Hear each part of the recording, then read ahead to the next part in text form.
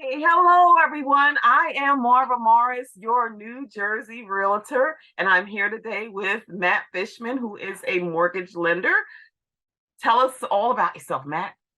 Thanks for the introduction, Marva. My name is Matt Fishman. I am a mortgage loan officer with 16 years of experience. I work with Cross Country Mortgage and really looking to sharing some helpful tips with you today to help you in the home buying and house hunting process.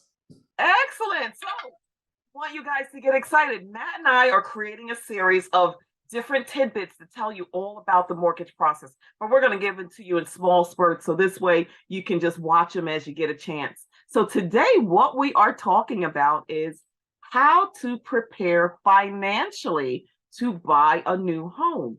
So, Matt's going to give us some of the things that mortgage companies are looking for so that when you get ready to purchase your home, you know that you are ready and raring to go. Here we go. All right, Get us let's do started. this, Marva. Yes. So, like anything in life, a lot of the key is preparation. So, becoming a homeowner and qualifying for a mortgage is no different.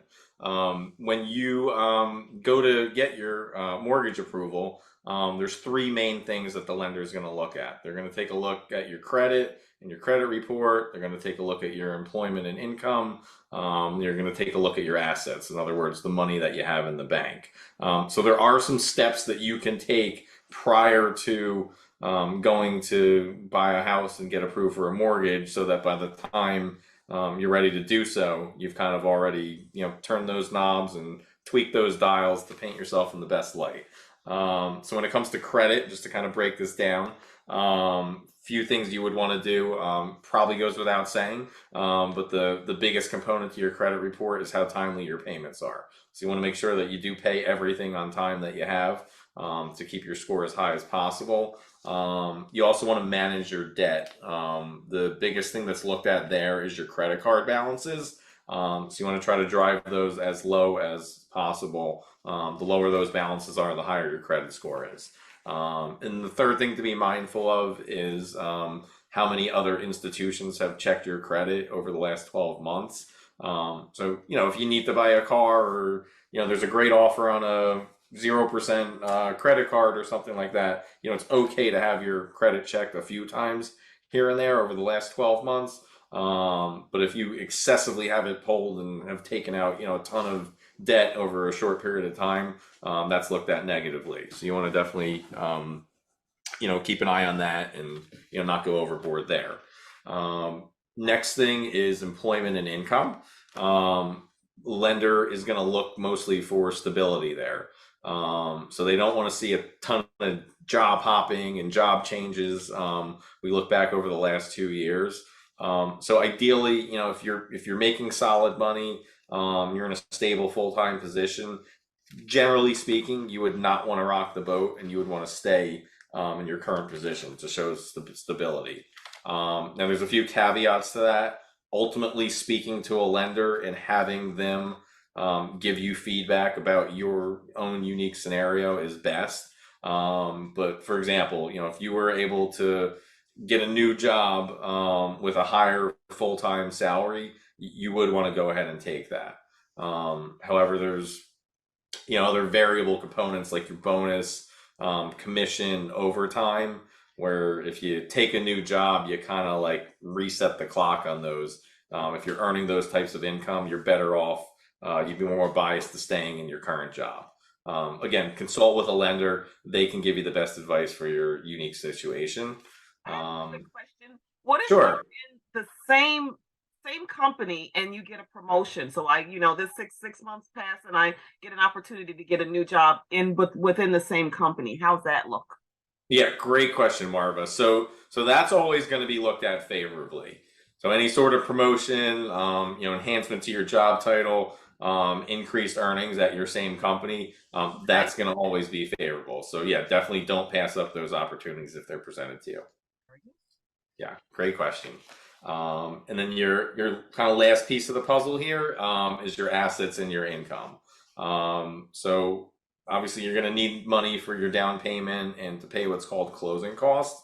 So you're definitely going to be want to be in savings mode and be as frugal as possible. The higher the balances that you can show in your bank accounts, the better, because that gives you the ability to make larger down payments. Now there are low down payment programs available out there, typically as low as 3% down.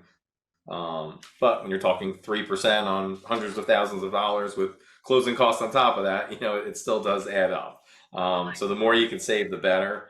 Marva may have some tips for you on ways to achieve that. So I'll let her take the floor here. Segue, I always have a tip or two. Yes, you do. So one of the ideas that I have for someone, you're thinking about, getting a mortgage, right? You're going to buy a home. So one of the things that you can do that I would recommend that you start doing now, get yourself a part-time job. Take every bit of that income and bank it. So this way you have a nice amount of money that you have saved, that you can show where the money came from, but it's not coming out of your everyday budget. So it's not affecting you as much as if you're, pulling money directly out of your savings account. Because you always want to keep some emergency money too, right? You don't want to buy a house and have nothing in the bank. So that's just one of my suggestions for you. And another thing I suggest, if you have extra income in your current salary, so if you're paying $1,200 a month in rent, let me know where you live. No, that's a great rent. Yeah, that's a great low affordable rent for sure, especially these days. So what you want to do is, with a mortgage, you probably would be paying about $1,500 or a little more. So you take that extra money and you save that every month. Put that in a bank account where you can't touch it. Cut up the credit card or the debit card that goes to that account. Save that money additionally every month, because what that's going to allow you to do is get used to paying that mortgage payment. But while you're doing that and training yourself financially, you have all that extra money to, if you don't have to put it towards a mortgage, you can buy yourself a new living room set, lots of other things you can do with that money, but it's great to have some emergency cash. So that's just a couple of tidbits from me. Matt, thank you so much. Anything that you want to say before we wrap up? That's some priceless advice right there, Marva.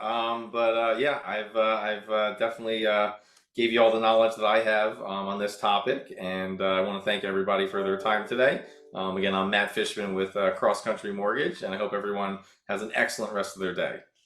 Excellent. I am Marva Morris, your New Jersey realtor, moving you forward. Thank you for joining us today. And don't forget to look out for our other videos. Looking forward to seeing and talking to you soon. Have a great day. Oh, another thing, Matt and I will be doing some home buyer seminars, so look out for those too.